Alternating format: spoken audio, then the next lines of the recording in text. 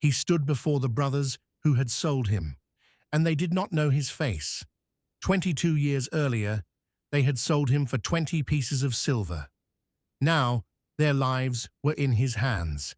This is the story of a boy thrown into a pit who rose to rule over Egypt, and what he chose to do with that power.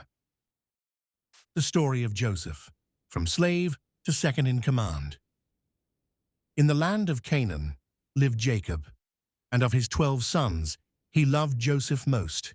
He gave him a coat of many colors, a mark of favor his brothers could not ignore.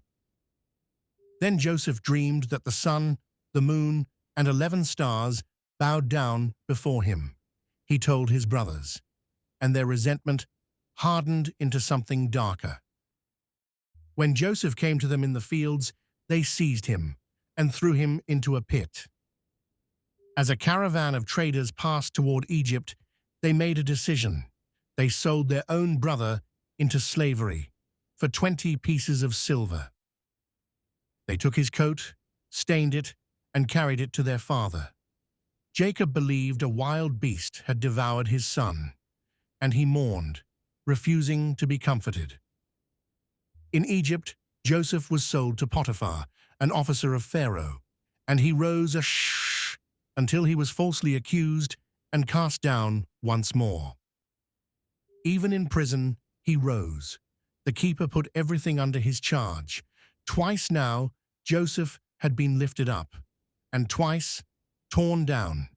Yet the text says the same thing in both houses. The Lord was with him. Years passed. Then Pharaoh dreamed of 7 healthy cattle devoured by 7 gaunt ones, and no one in all of Egypt could interpret it. Then Pharaoh's chief cupbearer remembered the Hebrew prisoner who interpreted dreams. Joseph was brought from the dungeon. 7 years of plenty, he said, would be followed by 7 years of famine. Store grain now, and survive what is coming. Pharaoh saw the wisdom in it and set Joseph over all of Egypt, second only to the throne itself. When famine struck Canaan, Jacob's sons came to Egypt to buy grain. They bowed before the governor and did not know they were bowing to the brother they had sold. The dream had come true. At last, he could bear it no longer.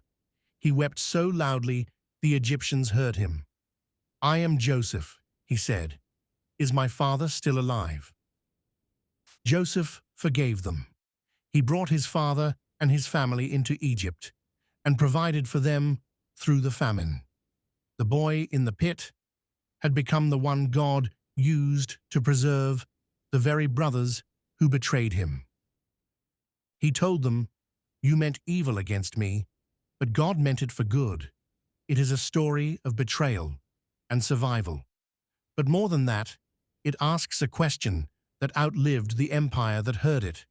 When others mean you harm, what will you choose to do with the power you are given? If this story moved you, the next chapter of the scroll is waiting. Subscribe, and we will keep unrolling it.